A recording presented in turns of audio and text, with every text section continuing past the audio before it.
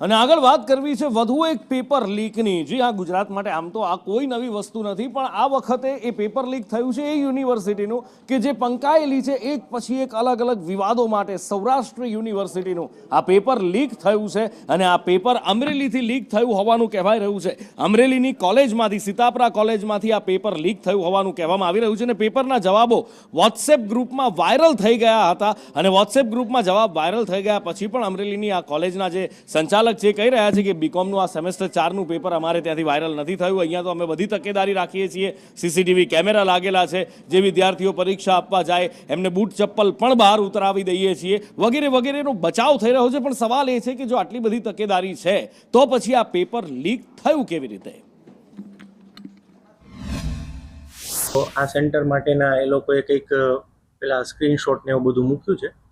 તો અત્યારે પ્રાથમિક દ્રષ્ટિએ જે એમાં ફોન નંબર અથવા તો જે કંઈ ગ્રુપમાં છે અને જે સેન્ટર છે એ સેન્ટરની તપાસ કરી અને ત્યાંથી એના જે કોઈ આચાર્ય છે અથવા તો જે પરીક્ષાની સાથે સંકળાયેલા જે કંઈ સ્ટાફના સભ્યો છે એની પાસેથી પૂછપરછ કરીને જાણવામાં આવશે કે ભાઈ આમાં ખરેખર મેટરની અંદર શું છે અને કોઈ પણ પ્રકારની ગેરરીતિ પરીક્ષાની અંદર હશે તો એની જે યુનિવર્સિટીના ગેરરીતિને લગતા નિયમો છે એ પ્રમાણે કડકમાં કડક કાર્યવાહી કરવામાં આવશે। તપાસ શરૂ છે। યુનિવર્સિટીના અધિકારીશ્રીઓ દ્વારા પણ મારી કોલેજનું રેકોર્ડિંગ મંગાવવામાં, વિડીયો રેકોર્ડિંગ મંગાવવામાં આવ્યું છે, જે પ્રક્રિયા અમે શરૂ છે, યુનિવર્સિટીને મોકલવામાં આવશું।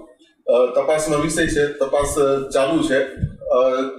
કોઈ એવું હશે, વિદ્યાર્થીઓ દ્વારા એવી કોઈ ભૂલ થઈ ગઈ હશે તો એવું હશે તો યુનિવર્સિટીની સૂચના મુજબ એના ઉપર કાયદેસરની કાર્યવાહી કરવામાં આવશે। એટલે આ પેપર લીક થયા છે, હવે જોઈએ કે આવનાર સમયની અંદર આમાં શું કાર્યવાહી કરવામાં આવે છે કે પછી ભીનું સંકેત